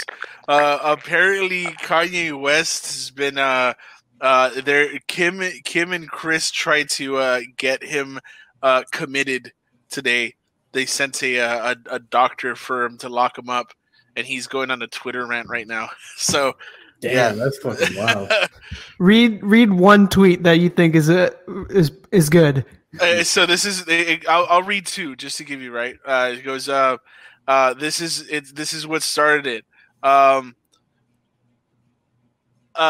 what's it called? I put my life on my God that North's mom would never photograph her doing Playboy, and that's on God. I'm at the ranch. Come get me. and then it says, oh, did he delete it? Yeah, it says, Chris, don't play with me. You and that calm yay are not allowed around my children. Y'all tried to lock me up. He goes, come and get me. This is Exodus, like Pusha said. Kim tried to bring a doctor to lock me up with a doctor. What the fuck? I don't know what it says. And then the next one, it says, if I get locked up like Mandela, you know why? Shia was supposed to do the first Yeezy Gap shoot, and he never showed up. I don't know what the fuck. And then he puts, Kim and Chris, call me now. Anna Wintour always showed me love, but when I told her I was going to Gap, she looked at me like I was crazy. Then she called me back, kissing my ass. I don't know. That he just shared a tweet of him saying to Chris, "This yay, you ready to talk now, or are y'all still avoiding my calls?" Yeah, so it's going off right now. Damn, dude, Kanye's gonna be the next free Britney Spears type shit. Oh, 100. He has been for the last 4 years. What are you talking about? Like that's been known. But they're gonna control his money right now. Like that's how like that Britney Spears shit. Like her dad owns her type shit. Like Kim's gonna own this man. Should get what? Most def get 5150'd. 5150'd? I don't know what that means. Should they 5158? I will say. I don't know, man. I will say, it's very hard to be a Kanye West fan. I say this once a year. I'm the biggest Kanye West fan. Like right here, right now. Maybe like 3 times a year. They say it's gonna be so. Like if he gets committed. Oh, sorry. What were you saying? Yo, I have a question. This is mainly for Arnold because we've been talking about this for a while. Well, no, I'm gonna ask you guys, and also whoever's watching this. Given all the shit that's been going on, should we go on with our plans to do a Yeecember? I still want to do Yeecember, bro. Yeecember is gonna be fucking litty every fucking year, so we're gonna keep Yeecember. What do you guys think? If you don't know what Yeecember is, it's basically every episode of Hindsight for the month of December is going to be Kanye related. For the entire month of December. I mean, do it, but also hey, stop eating peanut butter. That's what it sounds like. I don't eat peanut butter. Stop eating peanut butter. That's funny as fuck, dude. Bro, you need to get your headphones on. Damn, it just smells like some just like slurping. It looks somebody's peeking at me. You eating peanut butter here? Hey, you got the peanut butter right here trying to make a sandwich. Help me with the fucking jelly. Hey, you got the crackers in here, dog? I hear you munching. Dude, Franny can't escape it, dude. Even on his own podcast, it never fails. Was he gonna say? He sounds like he's eating those Austin peanut butter crackers, honestly. Like, the fucking orange ones. He's talking to us from the 60s through a saltine cracker box, dude. Hey, son, yeah, you peanut butter. Always, Dad. Oh, dude, Trying to get my protein up, Dad. That's funny as fuck. What was I going to say? I forgot what I was saying about this. Oh, yeah.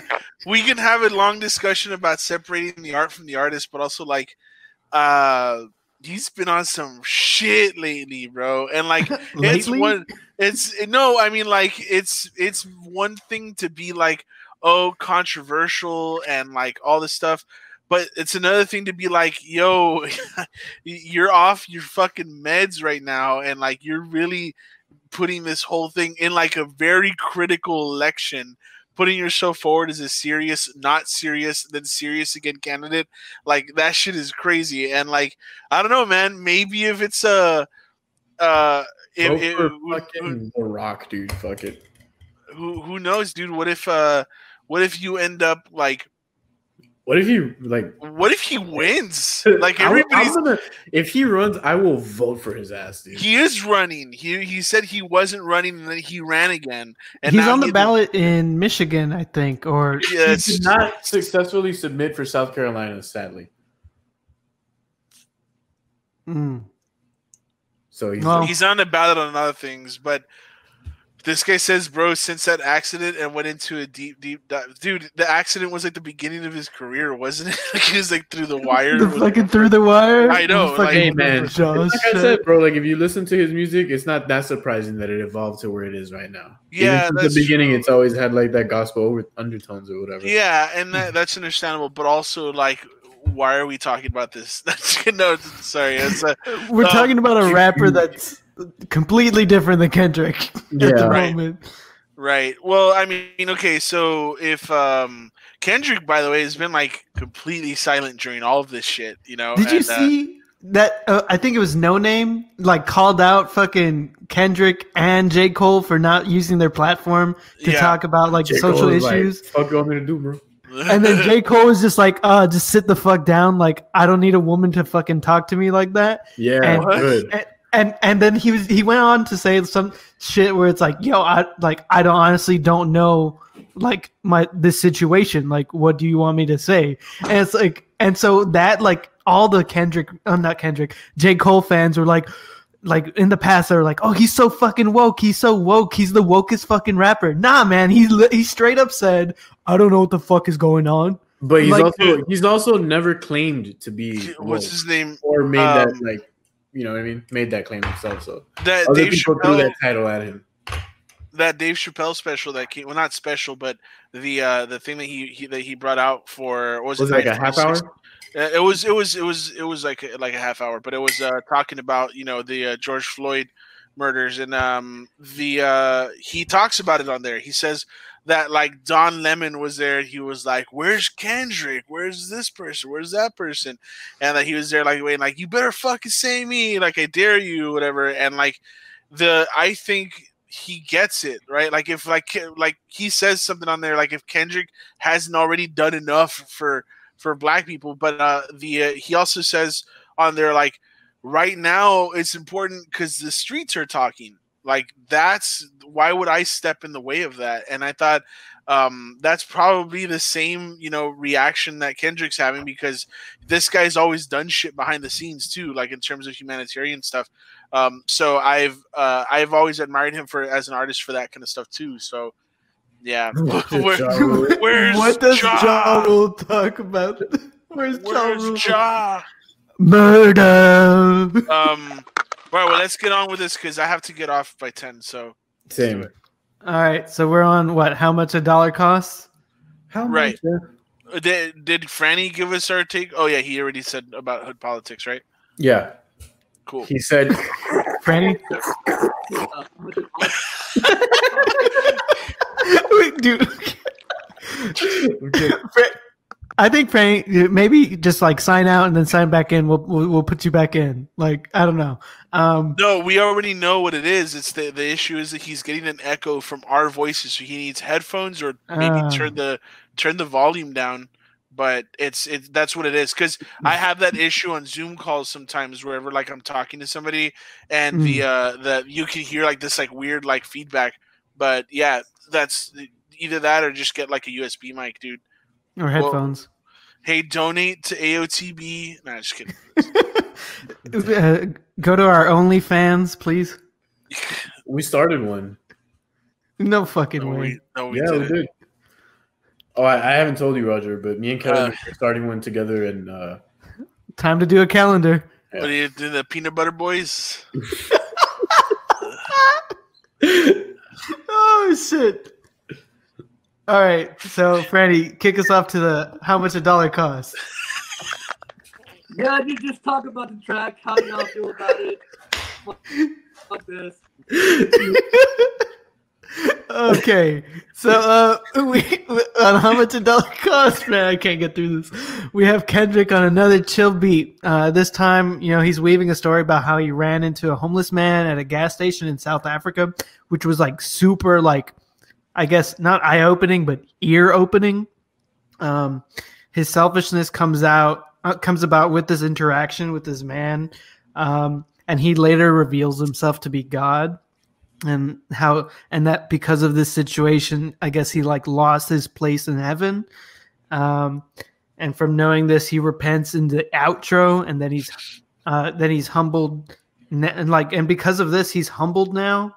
After it's just this is a very like jaw-dropping track when you like read into it or listen to it further, and it's just like it that buildup that it's got, like about this whole situation where he sits back into the car and then he's just like staring at this man. Like I feel like, I don't know, like if we've been there where we're just ignoring or upset of what we're looking at. I don't know if that's just me. It's like where you're just upset about like I don't know, like sometimes you could just be ignorant about other people, and I'm not guilty of that. So it's a like definitely eye-opening song.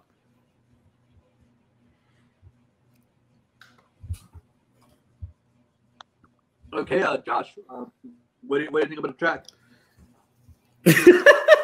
I'm sorry, it just makes me laugh. You're like, what do you think about the track? Yeah, man, it's this is one of those tracks that is just like on a completely different level, where like, damn, like it made me think of situations where I'm always like pretend like I don't see homeless people and just like, damn, that guy's on crack or whatever. Yeah, you always like make an excuse. Right, 100%. And it's just like that the situation that he paints out where like that homeless dude was like God. Was that, am I reading that correctly? Right? Where he's like, yeah, he's God and he doesn't help him, and now he's fucked. It's just like, it always makes me feel like I still don't give homeless people money. I'm not gonna lie, but like it's definitely, I don't know what the right term for it is, but like you can definitely get taken aback by the song itself, right? Is it awe-inspiring? Maybe, I don't know if that's the right term or not, but the song itself, it's just one of those songs that can cut like deep, and not very many songs can make you look at yourself and actions that you may take, and not even just limited to, oh, I don't give money to homeless people, but like when you go down that rabbit hole, you take into account other things about yourself that you may or may not like or whatever. And I just think it's like a really good mirror type of song, if that makes any sense. So like where he's saying what many people think, but he's just externalizing it, and it's like, whoa, someone's speaking my thoughts, if that makes sense. That's my take on it. Ragger? Roger, your thoughts? Yeah, I am, again, like everything, going third and fourth always fucking sucks, because like you guys always capture like all the points that I'm trying to make, but basically the everything that these guys had mentioned, that whole reveal about I am God, the issues with like guilt and like where your money is going and that kind of stuff like that to me was like very profound and a really great spot on the album as well. This is admittedly though, as much as impactful as this song is, listening to it though, like when I want to hear something, like if this is kind of one of the songs I'll skim over. It's just not like, I don't want to feel sad. No, not just about the context, but the like it's not as sonically pleasing as the rest of the true of the album. So it's again one of the, if I have, again, all the songs are good, but if I have to put some songs on the kind of like bottom half of the chart, this is probably one of them. So would you say this is like the peanut butter track? Hey man, I happen to love peanut butter. All right? Yeah, I fucking love peanut butter too, man. I just don't like the sounds. Perfect timing. Holy shit. All right, go for it, Franny. No, I'm just gonna skip over my opinions because of audio issues. Let's just get into the next track.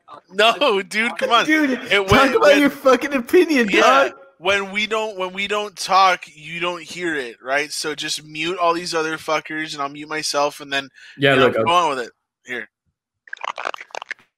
No, it's cool. I feel a little self-conscious now that we got comments about it. Let's just get into the next track. Arnold, your thoughts on Complexion? Well, I think this song and the last song would benefit from your opinion, just to let you know. But if you really want to do that, do you really want to do that? Yeah, just for this episode, like I said, I am finally in the process of getting new equipment so that we don't experience this anymore. But yeah, just for this time, I'll just kind of just move the show along. What are your thoughts on the next track, dude? Okay, so let me actually pull up the banner here. So it's Complexion of Zulu Love. All right. I do think this song is necessary in this type of album, but I have this feeling that kind of like this whole topic is overplayed, but at the same time, it's very important for people to listen to, and it's about educating society on beauty standards, especially colorism, and how colorism affects the Black community. It also affects like communities of like most communities. Like you have people who are like brown as fuck, moreno, like Mexicans that are like bleaching their hair, like trying their ways to get like lighter, and that this is also an issue in like Korea and like everywhere that there's not fucking white people.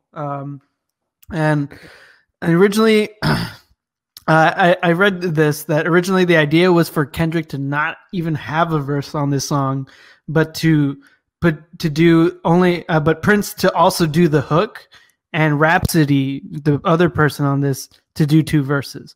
But besides that, I wonder how that would have been if Prince was on it. Honestly, I feel like this album would have like past a 10, my opinion, just because it's Prince. And you get a very danceable song, not an amazing song, but a very good one nonetheless. I don't think it's good because in the sense that like, it's kind of just there in my opinion. I feel like if Prince was on it, maybe I would have fucking loved it. Okay, Josh, your thoughts on Complexion? I'm right in there with Arnold, to be completely honest. It wasn't one of my favorites personally. The topic of it is definitely important because that is true. And this is a conversation that I had with other friends. I can't even remember who it was I was talking to specifically, but where like growing up, we all grew up here in Laredo, right? Arnold, you too? Yes? No? Maybe? Yeah. Okay. Right. Yeah. So I remember like being younger, and I'm not necessarily like light complected, but I'm not also like super dark or anything. So I never like really paid attention to it myself, but I do remember like other kids around me and like always making fun of people that were like darker or what have you, even if like, everybody here is predominantly like Mexican American, but I don't know. And this is one of the things where like it's just not on my radar, more so because I feel like I'm super what's the right word? I guess sheltered, because like Laredo is predominantly fucking Mexican American or Latino or whatever you want to call it. You know what I mean? Like it's hard to view these things accurately, especially when I've grown up here and I've lived here like all of my life, literally. And, I have like a skewed perspective on it, I guess. And then I also just like to always be an asshole, and that never helps. So yeah, I don't know. The song itself, and I'm going super off topic here, but the song itself, it probably would have been better, right, if Prince was on it. And it's still not horrible. It's not bad by any stretch of the imagination, but it's just not one of my favorites. Okay, Roger, your thoughts on Complexion? Roger, that's you, man. The next 2 the next two songs that we're gonna go over, which is not next two, but this song and the next one, like they talk heavily about like complexion and like colorism and what it means to be like a black person in America and dealing through like identity issues as well. And I think everything that was kind of said by Arnold already kind of encompasses the entire idea of like the song and why it was important. There's a sense of an attempt at unifying um, people who are all coming from the same place, but just because they're guilty of the same thing that others kind of like persecute them for. So it's rampant. Like you see it in just about every culture. And like like earlier, like Josh was saying, also they're not necessarily being like light complected. You're still, me. I'm fucking pale, and I've always like struggled with the issue of like being made fun of by like classmates and other friends or whatever, because I think like they're it's either making like fun of something else though. Honestly. no, it's definitely because of that, because they call me that, like a bunch of different shit. So it was there were like issues of like colorism and stuff like that where they mention like, oh, like you're like güero falso and all that kind of bullshit, right? And so it was there were worse ones, trust me, right? So they all these things that I've probably heard the same thing, dude. Like, yeah. Güero falso, yeah, dude, I forgot about that one. Yeah, güero falso. It was like pinche meco. It's like a bunch of shit that they'd say. So it was always like a thing. And you know what? At the time, and maybe this is just more like I was kind of at that same area where it's like, this kind of issue isn't too big of a deal for me because I live in Laredo and like I'm pretty cool and not like I'm chill with everything that's happening here. So, but once you start kind of like broadening your horizons a little bit and you see the what it's like in different areas, like it is it is important to like know these things and how they affect you and your community as well. So like one of the things was like recently, since the whole conversation about race in general has come up, the it not come up but been talked about like way more, the the thing about how like we might be, or not might be, but we have like a little bit of racism happening in our not a little bit. We have racism happening in our community and in our culture as well. And one of the things is about like commenting like, oh, hopefully your baby doesn't come out, being like prieto or whatever. Like hopefully he comes out, being light skinned or whatever, and güerito, and that all that stuff was like, I never really thought about it, but I've heard it through my family too. So yeah, but this song very heavy on that theme. Very heavy on the towards the end about the theme of like unity as well. I like this song, but also like I do kind of skim over this one as well. This one, I think the last couple of songs that we're going to go over actually, with the exception of Blacker the Berry and I kind of skip over the other ones. Well, yeah, dude, the very first words that my grandma ever said when I was born was just like, so that like, it was just her being glad that we were like so light complected, because that means we're going to be more successful or more like have more opportunities. And it's just, it's just the mindset that of the older generation that needs to be changed with us and the newer generation. And hopefully that happens. Like it's unfortunate because that kind of mindset happens because of shit like where people see like a certain culture, like white culture, that they believe it's going to be a little more successful, right? Like growing up that way, and so it's unfortunate because that's probably been true throughout their upbringing, like with my mom and my dad and my aunt. Like I actually like I had this conversation not too long ago. I distinctly remember people telling me, and it's become a habit more than anything else, and I kind of want to I think I'm going to roll it back, but I distinctly remember being told to, on my, whether it be my college applications, my resumes, my job applications, to name myself Roger because it's a more digestible name than Rogelio. And I at first I was like, yeah, I mean, like it makes sense. I just don't like I don't like Rogelio. Like I've been telling myself that shit, and then I started thinking about it a little more. I'm like, you know what? Like that's bullshit, man. Like I'm gonna go as Rogelio. Like, I don't see an issue with it, and yeah, but like there's always been that idea that like it's unfortunate because it's true. Like, yeah, it's shitty that we keep propagating it, but that doesn't make it not true for somebody else if we don't propagate it. Like there's already like in rampant white culture that you'll hear that those kind of things. It's just like, oh, like if I started telling people, that my name's Rogelio Ramirez, like I'd probably get like, are you legal and shit like that. Like I've heard a lot of people that have, gone through stuff like that, even though they, have been American born and have like a digestible name. Right. So I don't know, but yeah, that's my opinion on that.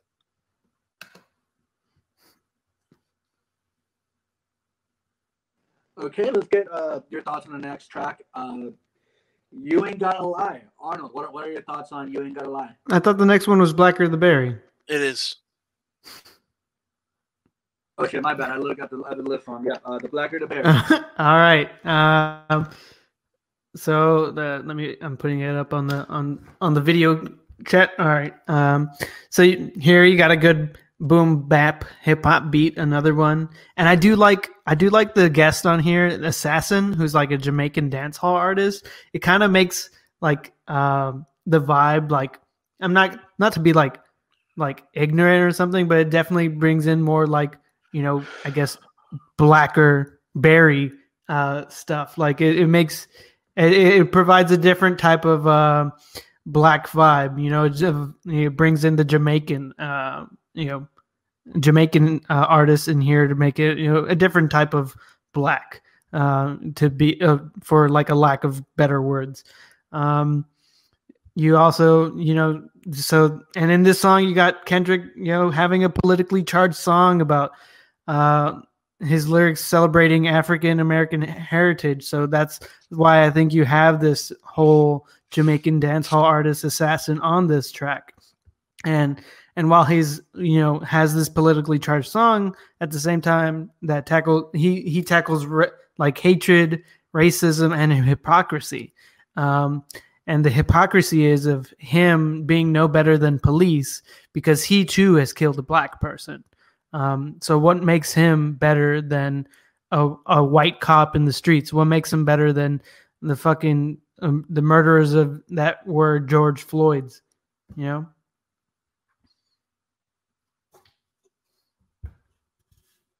Okay, yeah. Roger, do you have anything to add to that? I don't know where Josh went, but do you have any thoughts about the Blacker the Berry? Yeah, I mean, this was one of the I guess title tracks, right? It was one of the tracks that came out on as a single. I did think initially hearing it, like I didn't understand a lot about like the context of it, obviously, because like I feel like I can't really lend myself to that culture or like understand that culture because I've never really been part of it or never been immersed in it either. So it's like just what I know from a couple of my friends, right? But even still, they're in Laredo, and their black experience is a lot more different than another experience in more I guess in blacker communities. So that yeah, man, I never really felt like this kind of provides a good insight to somebody who's kind of like not really been dived into that discussion all that much, but yeah, that's it's a good song. I enjoy this one. It does feel a lot darker when you than all the other songs that came out. So this is I still felt this song. I think Kendrick did a good job of like picking out the songs, but this song definitely I feel stands alone. Even if you don't listen to it within the context of the rest of the album. Guys, I hate to do this, but I really do have to get off. I have to go pick up some stuff for my mom, who's currently in the hospital. So I have to go take care of that right now. I did say she was I can't go past 11 p.m. So I know if I go right now, I'll No make worries, it man. different. So yeah. But just to give you guys the little bit of a rundown between the next ones, You Ain't Gotta Lie, I, and Mortal Man. The way that that You Ain't Gotta Lie and I kind of transfer into the ultimate, like, coming out of the cocoon kind of idea, and Mortal Man is just a fucking 12-minute song, right? With that there's a lot to take in within those songs, but I do feel like they are like the most impactful songs in a sense. Even though I don't listen to them as often, like I mentioned, I really like I, because that, like, just a lot of like jumpiness and a lot of like levity in that song. But there's like a severe drop off on that, in my opinion. Like a little bit of a sense of like hopefulness that it starts, and then it just kind of stops with this like, oh, I have this responsibility to bear, and am I going to bear it correctly, or am I just going to end up fucking it up again? What is the cycle that I'm doing? Should I be forgiving on myself because I am a mortal man, or should I, try to strive to be more, right? And then, it's just that conversation in itself, I think, is like what leads the whole, or what makes a lot of the albums that he brings out very cyclical in nature. He's kind of pointing out that he's flawed, right? And he may flaw again, but then he'll start off at just the beginning of this record, and you just hear the rest of the story again all over, and you hear that variable, or that like concept of like a cyclical album is like stuck in that loop or whatever, is present on all of the last 3 albums, which is Damn, To Pimp a Butterfly, and Good Kid, Mad City. At least in my view, from what I've listened to it. So that'll be the last little like input that I have for you guys. Thanks for having me on. I will catch y'all later. All right, take care, Roger. Peace. Take care. Hope everything goes well. Yeah, so we've got 10 minutes left on the show, so we could follow Roger's lead and just kind of, if you guys want to give me your thoughts on the last 3 tracks, especially since they do kind of connect. You guys want to tell me how you feel about those tracks all together? Let's start with Arnold. What are your thoughts on the last 3 tracks of the record? I'll pass it to Josh. Actually, Josh, if you want to go ahead. All right, man. Yeah. So, right along the same things that Roger was saying, like this is probably the part of the album that I don't always listen to too much. Although it is at the end, right, on Mortal Man, where he has the interview with Pac. Is that it? Or am I wrong? Yeah. Right. Yeah. Mortal Man has Pac at the end. Dude, that I want to start there, and then I'll work my way backwards. But that I remember finding out how he got a hold of that, where it's like some unreleased, just random interview that I think someone had like in a different country. I don't even remember exactly, but the way that it just flows, almost like if it really is Kendrick doing the interview, is crazy, and what Pac represented, or Tupac Shakur, right, represented to like rap in the 90s and to Black people in general, and just I feel like that is where he now is at, right? Like to have that level of influence, and that's where one of the main ideas of the record as a whole comes into play, where is he worthy of bearing this much influence or of having this much power? What is he going to do with it? Right? Is it wrong for him to use it for selfish reasons? Like because these are all real questions, right? You can right out the gate say no, like it's not right for him to use it for selfish reasons, but then like why? Like if you really deconstruct the idea behind like someone doing anything for any selfish reason, then what's really wrong with that, right? Because we stand on morals that are lofty and can change from time to time as society changes into different things. And I think that one of the biggest things that the record brings, besides the transformation of him going from a caterpillar to flying away into like a metaphorical butterfly, is carrying that responsibility that Pac once held, right? To where if you take a look at the history of Tupac, like it's similar in a sense to the body of work that Kendrick has, to where a lot of in the beginning was very, making a statement about certain. I mean, just listen to Section 80, right? And what was the very first track out there? It was like "Fuck Your Ethnicity," and he's talking a little bit more about bringing everyone together in unity, and then sharing different experiences or stories that are like parables that are applicable to, different situations. You don't have to necessarily be in the exact same situation, but there's something that you can take away from that. And I feel that Mortal Man to Pimp a Butterfly altogether, it just sums up those emotions that he may feel, right? Because I don't think we'll ever really truly understand it, because how are we going to be in that position where we have such influence, on such a huge amount of people that are predominantly disenfranchised, that you come to you to escape or even guidance at some points, because I know we've all been there where we just listen to music, maybe a specific song or a group of songs or an album in general that feel like they guide you to something, right? Like how, I don't know, like I definitely can't imagine what that feels like. And I feel that Mortal Man is definitely just him being like questioning the absurdity of why he's so influential when it's just words in a sense, right?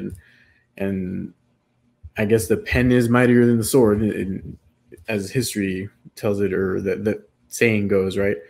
But the song I don't even know, man. It all kind of blends in together to me for these last couple tracks, and I feel like all of them together represent how you can accept yourself, and for you to accept that you are human, that you definitely are going to make mistakes, and that's okay, because that's ultimately part of just the human experience.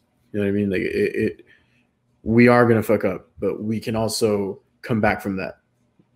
And that plays into the idea of what Roger said, where the album itself and these past couple of albums have been like a cycle that can repeat itself. And yeah, like I agree with that point with what Roger had said. And I think that's like my take on it. I don't really have much else to add on there. Okay, Arnold, what are your thoughts on the last three songs on the record? Well, it's definitely the chrysalis, the butterfly escaping the chrysalis type moment in the album. It's definitely these last three songs. Fuck. I think you can add the Blacker the Berry to this, but I feel like people can talk their way into saying it is or it's not, but you just because and I think this is the You Ain't Gotta Lie's got to be the first part of this whole butterfly escaping the chrysalis, because it has the reference of Tupac's song Lie to Kick It, because he's got the track title is called You Ain't Gotta Lie, in response to Tupac's Lie to Kick It. The message is of this like figurative limbo or purgatory that these black or any entertainer, a rapper, celebrity, any face of a community, when they are not the hot thing, when they're not when they're not successful as they once were, going back to that, like going back home, and it's like, or going back to the hood, and you're not in this multi-million-dollar mansion, or maybe even between the hood and the multi-million-dollar mansion. And it's kind of like if you're honest with yourself, your community will be honest with you, and they should honestly back you up. I like that aspect of the song. I love the live version more than the studio version. For sure. Even though in the live version, you don't have that ending that you would usually get. But Roger talked so well about this song in the last episode. I feel like I can't really add much to that. For sure. And then Mortal Man. Honestly, it's a solid song that is it's more than a conclusion on an essay, that ties things together. It's like this is part of the body, and there is no conclusion because the interview, you have Tupac talking, but then at the end you have Kendrick like asking like one last question that's not answered, and he's like calling out Tupac. And this is where I'm saying it's not a conclusion and it's left open-ended because the fact that Pac left, the world early, and then we're left on this empty feeling. So we're kind of left to answer our own questions, and Kendrick is left to answer his own questions or to fill his shoes, like to be the new Pac, I guess,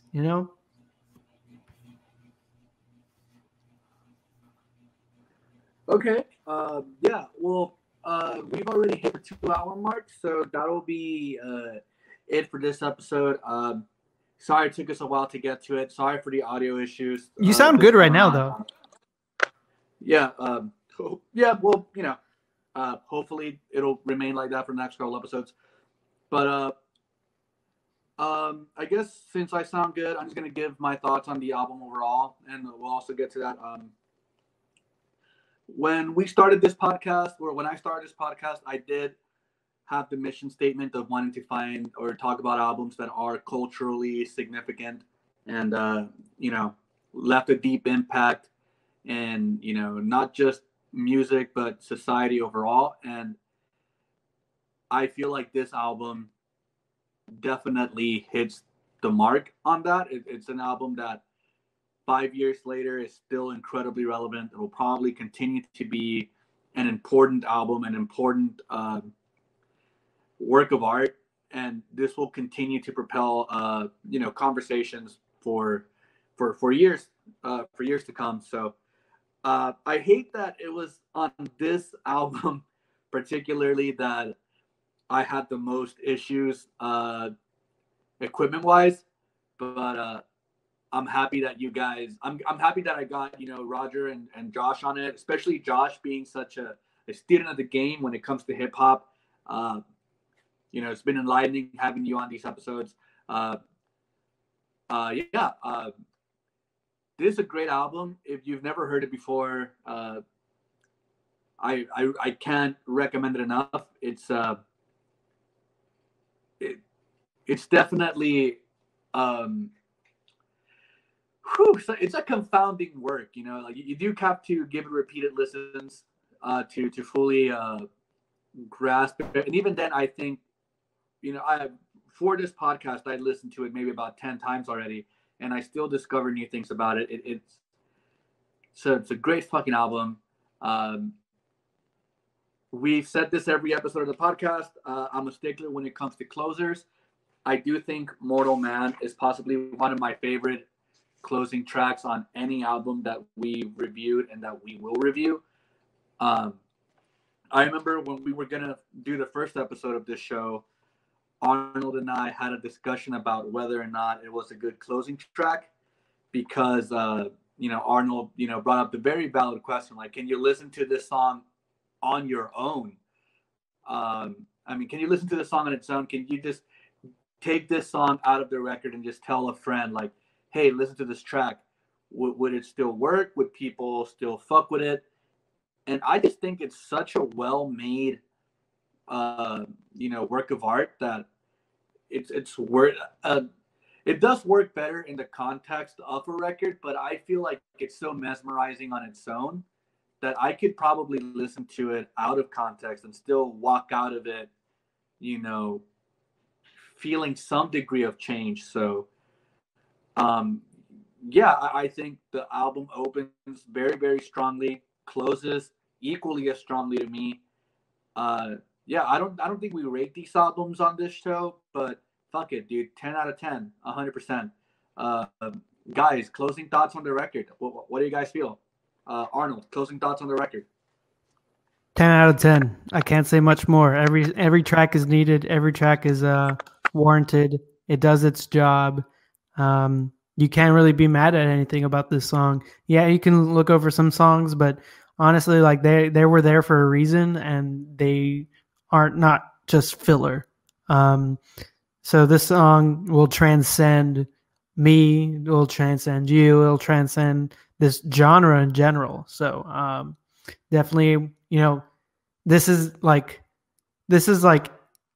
Illmatic, but times 10. This is like Operation Doomsday times 20. This is like every other album that you've heard, rock, rap. This is like an album's album, I would say. At perfect 10, honestly. I have to agree. Josh, closing thoughts on the record? I have to agree, man. And if you guys have not heard it, definitely listen to it. And, just fucking appreciate how insanely artistic it is. And in every sense of the word, from the production on it that is not your usual hip-hop album to just the songwriting on it. Everything comes together like a perfect peanut butter and jelly sandwich. Bang. 5 out of 5. You had to mention. 5 mics, 10 out of 10. Would do it again. Yeah, man. Go take a listen. It's great. All right. Okay. Let's bring the show. Let's land this plane. Let's bring it home. Let's get to plugs real quick. Arnold, anything you need to plug? Go see your local optometrist. Honestly, don't go to America's Best. Don't go to VisionWorks unless you're financially strained. Go ahead, but honestly, like go get an eye exam if you can, if it's safe enough. Everyone needs one. Should do one every year at least, or not just every 2 years. You never know what's happening inside you because your retina shows a lot. The retina is the world. It's the window into the world of you. I've diagnosed people with diabetes that didn't even know that they were diabetic, people with high blood pressure, people that my buddy diagnosed, saw someone with a melanoma, and then, they ended up having like breast cancer, lung cancer. So definitely go to your optometrist. Your eyes are a connection to your brain. They are literal extensions of your brain. So at least go see that doctor every year or every 2 years. Bang, bang. Real quick, Arnold, do carrots actually help your eyes? Is that a thing? That was actually a made up thing that the Germans made during World War II, but it actually beta carotene does help you out with your not with eyesight, but with the health of your macula. Okay. As long as you don't smoke because you'll get what's called age-related macular degeneration, which affects your central vision. So it kind of would be like a splotch in the center of your vision. It doesn't make you go blind, but if you're looking at a face, you won't see the face. You'll just see the body. But beta carotenes help. Cool. And as for me, the only thing I have to say is that so On the Streets of Laredo is dropping a new episode tomorrow, right? Yes, that's a thing. The live stream for that is coming soon, so just look out for that. Aliens on the Border, there's something that we're going to do, and we're going to go into the conspiracy realm this next time around, I think. Roger probably would have confirmed that for me, but I forgot whether or not if that's the next one. But anyways, yeah, man, they're out here shooting judges or trying to shoot judges and shooting their kids.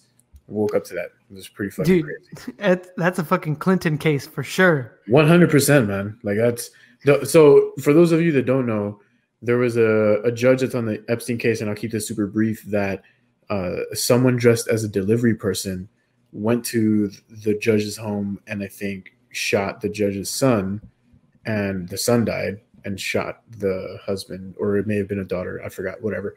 And the other person that got shot survived but was injured. But fucking crazy. That's like some movie shit. Insane.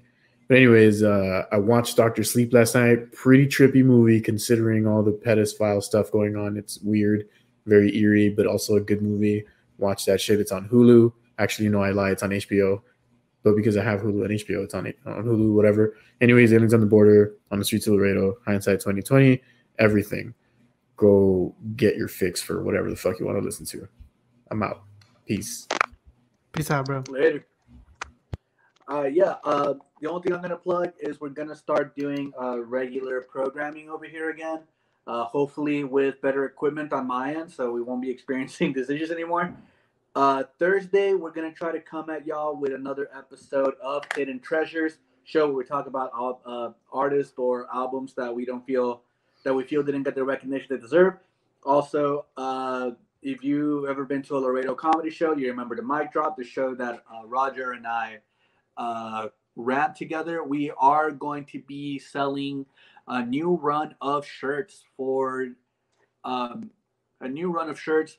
artwork by Diego Canales, local artist.